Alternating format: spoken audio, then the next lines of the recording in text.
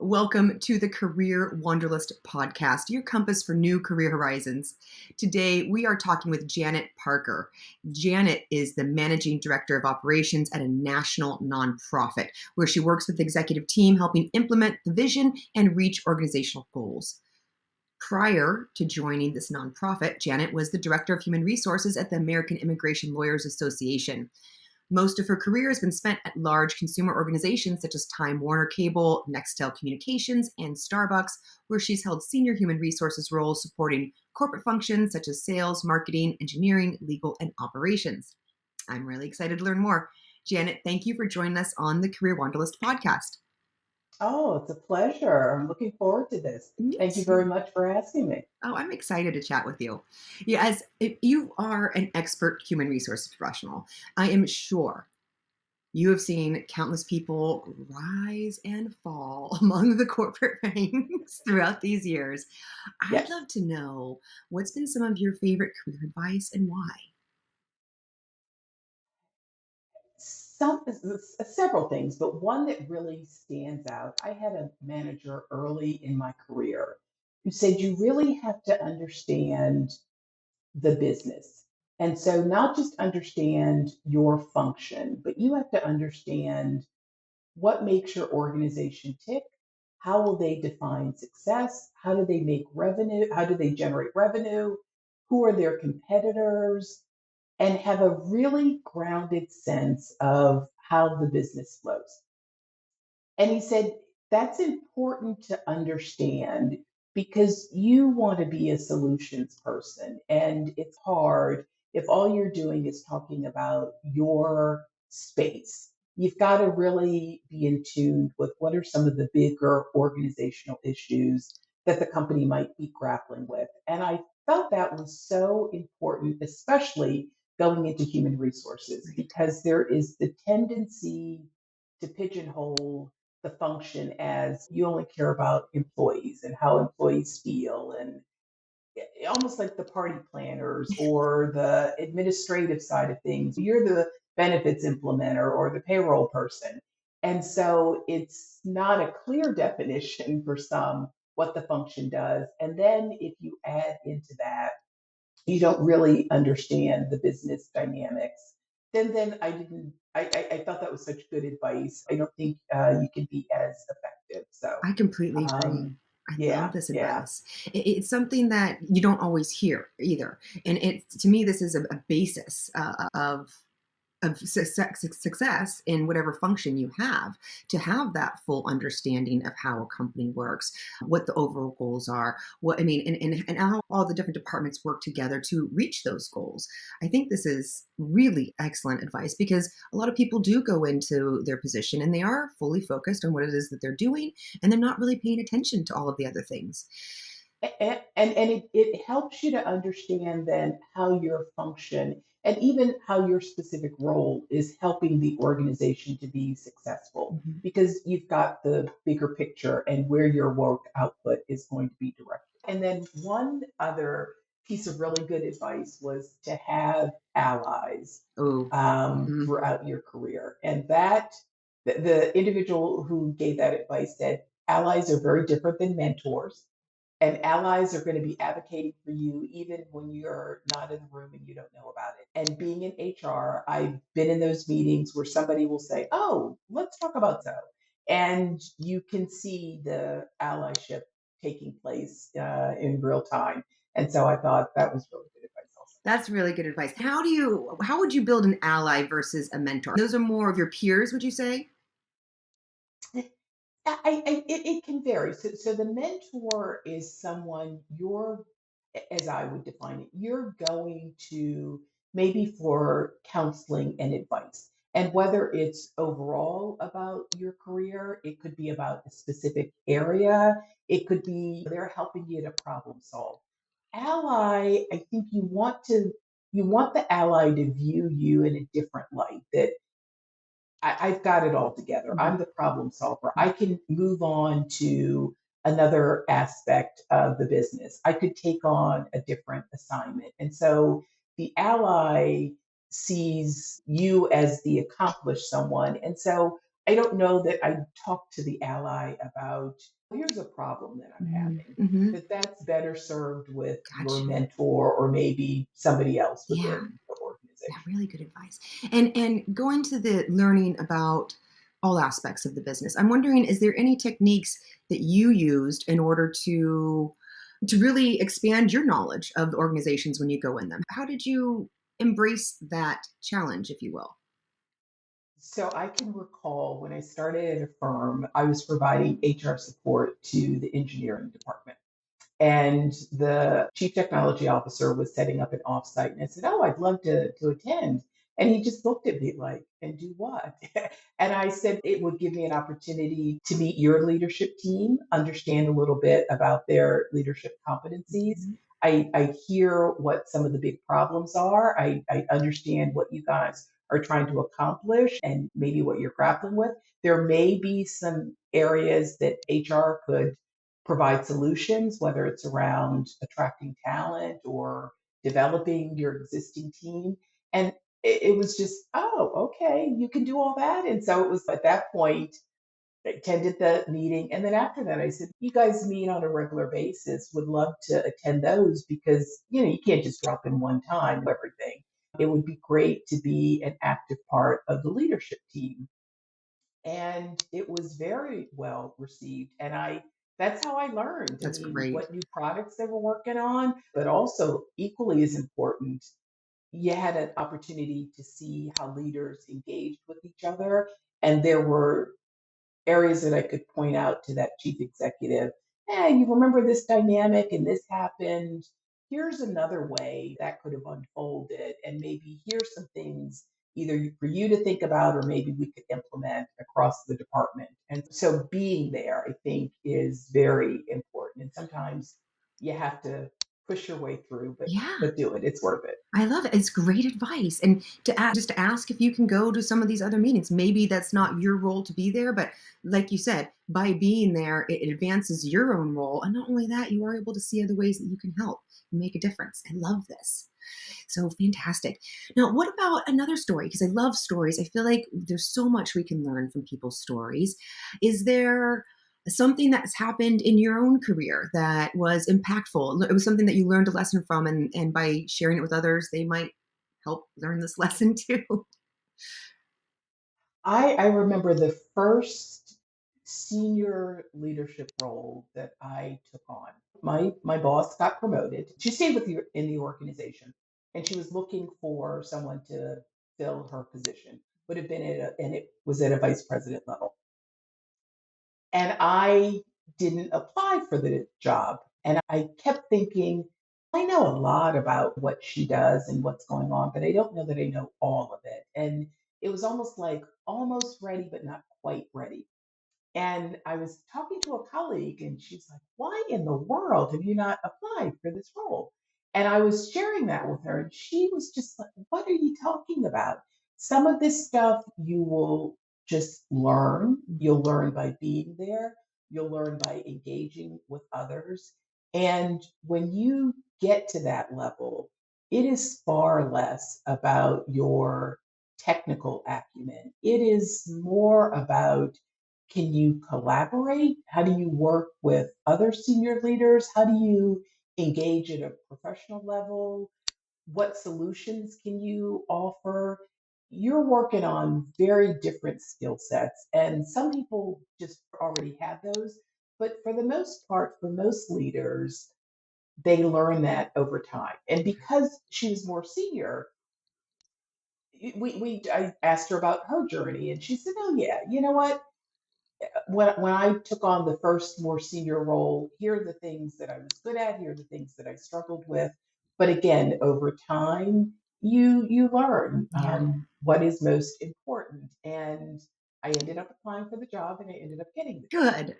And And it was a good lesson and one that I shared with others. It also, what stood out to me is an article that I read years ago. Being in human resources, you always hear about who applies for jobs, and that women tend to apply for the job if they know everything.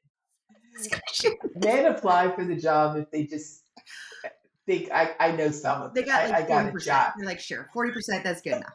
And I'm sure you've seen that in your profession, Yes. but I remember that stood out and I thought, "Oh my gosh, that's very funny," but I was living it real time, so. It's so true. I was literally giving this advice yesterday to a woman who was talking herself out of this opportunity because oh, I don't have this or I don't have that. And actually she did, but maybe not to the level in her head that she thought it should be. And I shared that exact thing. I said, look, this is what men do.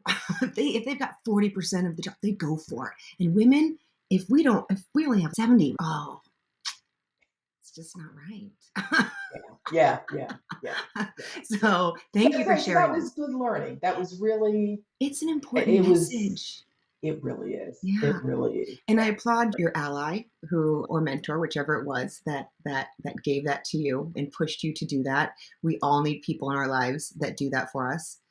Yes, And I yes. appreciate you now doing that for everyone listening.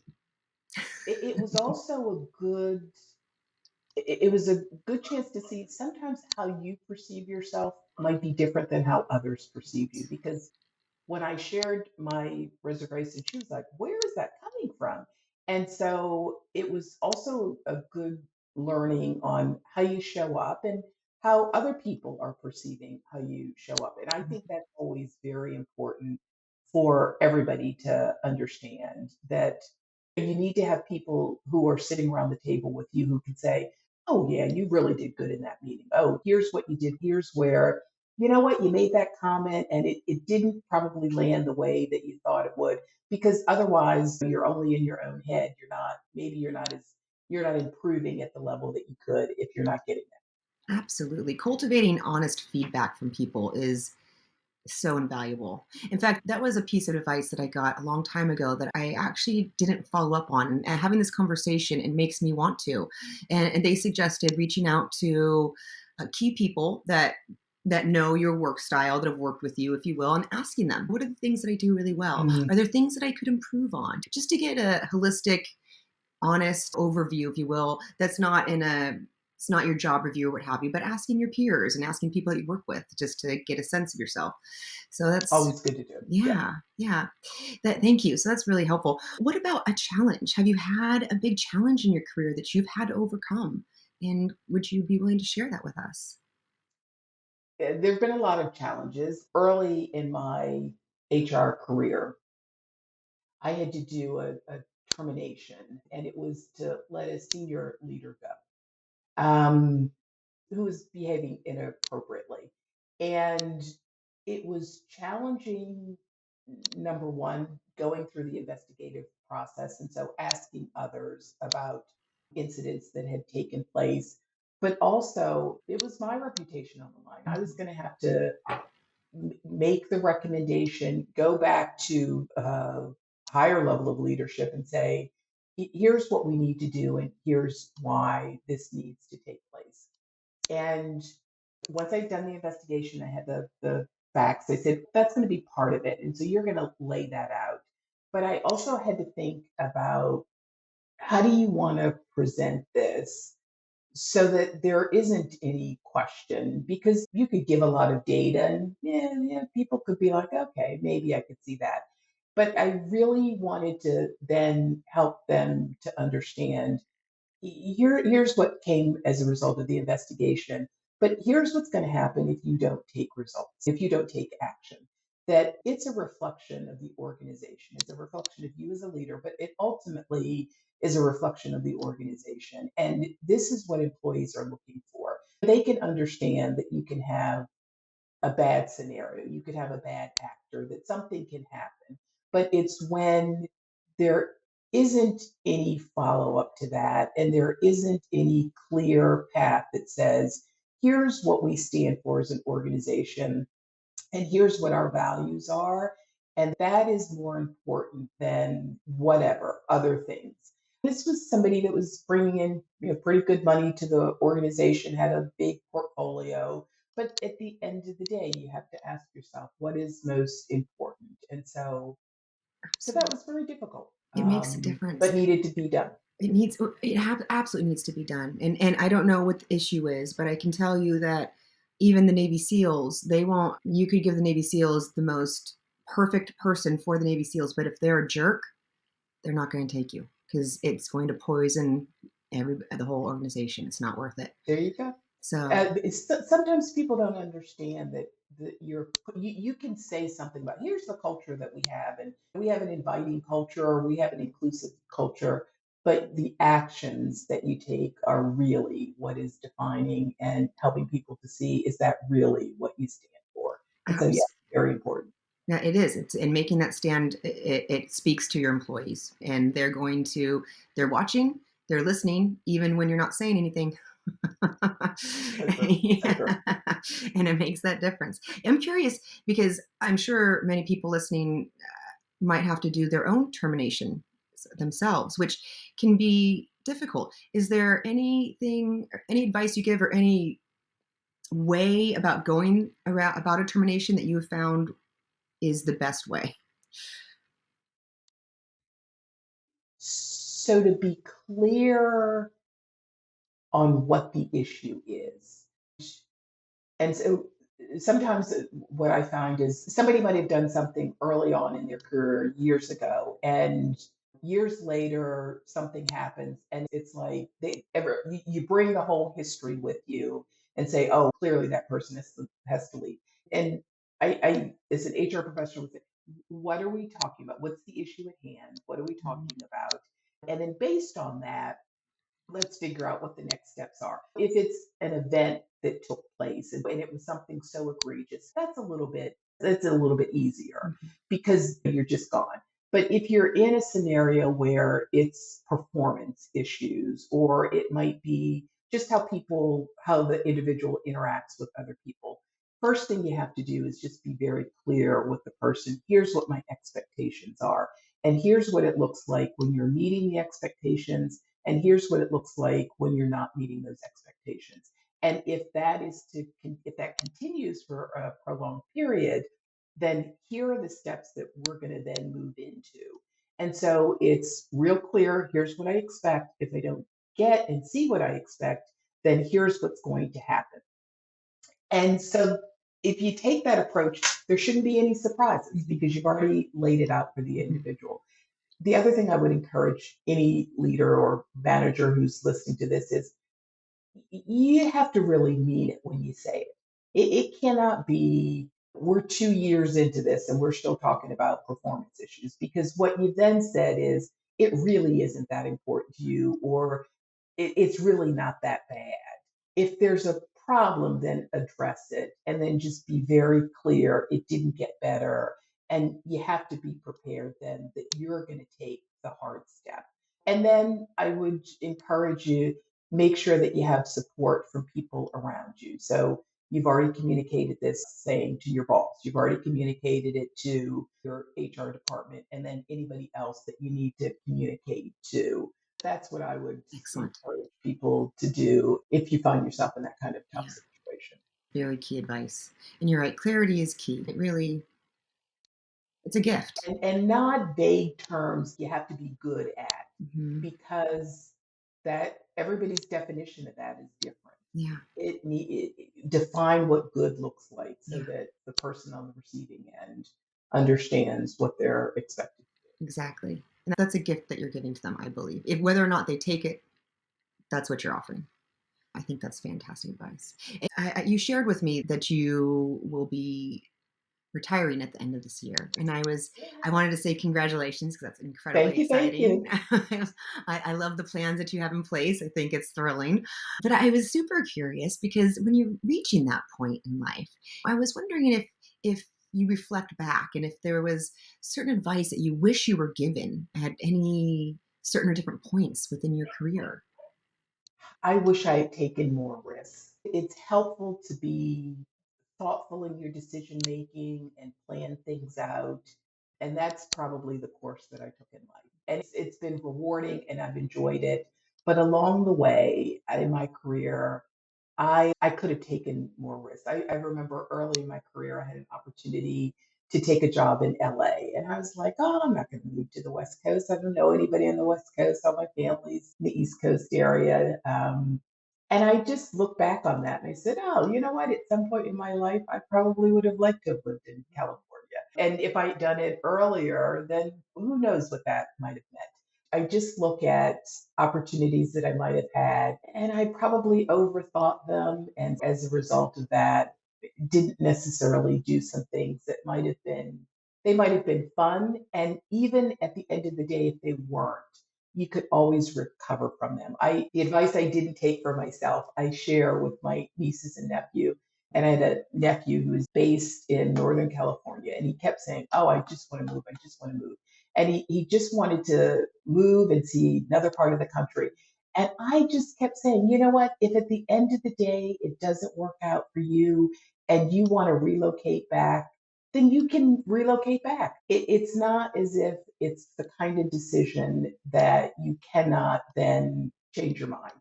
And so I have encouraged them, if there's something that you've got a little bit of interest in, then pursue that a little bit more. And if it leads to something, that's great. If it doesn't, then you tried it and it wasn't. I love this so much. It gave me little tingles along my arm. Because it's so important. And it's so right. We do overthink things, and when we will talk ourselves out of things that we really want because we think, eh, whatever, there's so many reasons we can give. But I think this is really important to hear that it is okay to take risks. And you know what? If that risk doesn't work out, that's perfectly okay. You can always come right back to where you were. But now you Right. know. And who knows? Maybe it'll take you into something beautiful. You just never know. But it is that stepping into the unknown, which can be really scary. So thank you for this advice. I'm hoping that someone listening will might have something that they've been a little hesitant about, that maybe they'll go and take that step forward and do. There's a book out there, and I think it's called Growth Mindset. I don't know if it's something that you're familiar with, but they talk about having a growth mindset means that you're always learning. And when you experiment or you try something, and let's say it's successful, it just means that you learn from that, and nothing is considered, it's not necessarily nothing is considered, but it's not considered a failure. It's considered, okay, what can I then take from that experience and then apply differently? And how did I grow from that experience? And so I thought that was very valuable lesson to understand that Absolutely. I keep haven't learning. read the book Growth Mindset, but I've done a lot of programs around growth mindset, and I find it to be one of the more powerful life hacks, if you will, and making your life successful, making your life fulfilled, just better on all the levels. Because I used to, when things would go wrong, I used to beat myself up about it, tell myself how horrible I am, why did I think I could do that. It was more of a bombard of negativity on me as opposed to looking at the situation like, okay, this happened. What can I learn from it? How can I grow from it? How can I get better? And now, when I make mistakes or have little failures, what have you, instead of beat myself up, I say, okay, this happened. What can I learn from it? Mhm. How can I grow? How can I turn this into one of the best things that happened to me because I learned and grew from it? So it is a magical way to walk through life, I have found.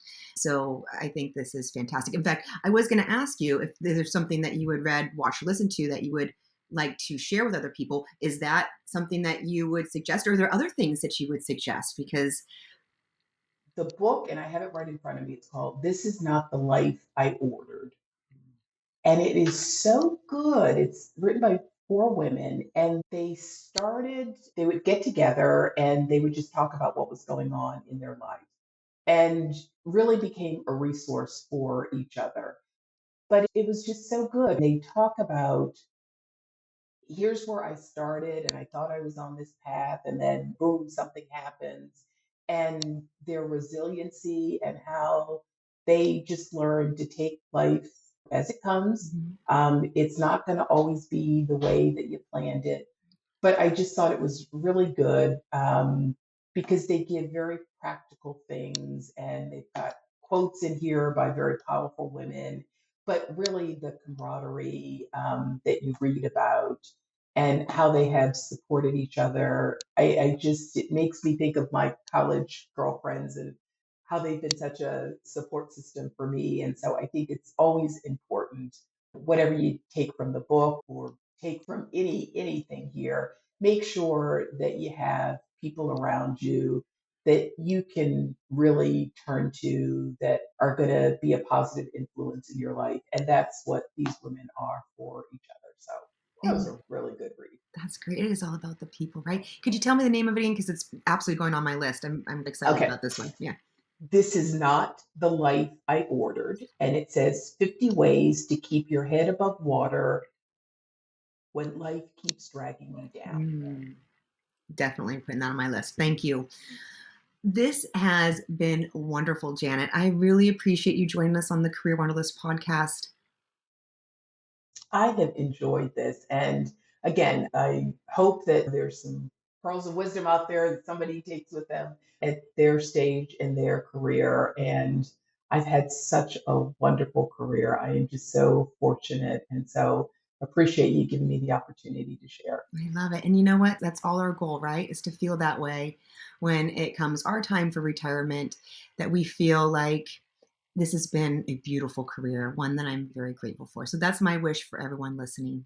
And thank you for sharing your story with us, Janet. Welcome. Thank you for joining us on the Career Wanderlust podcast. If you find value in learning from others, give us a like and subscribe. If you're looking to grow your communications, marketing, public relations, or sales and biz dev team with the best talent and quickly, check us out at paradigmstaffing.com and submit a request. We are wishing you a most successful and fulfilling career. Until next time.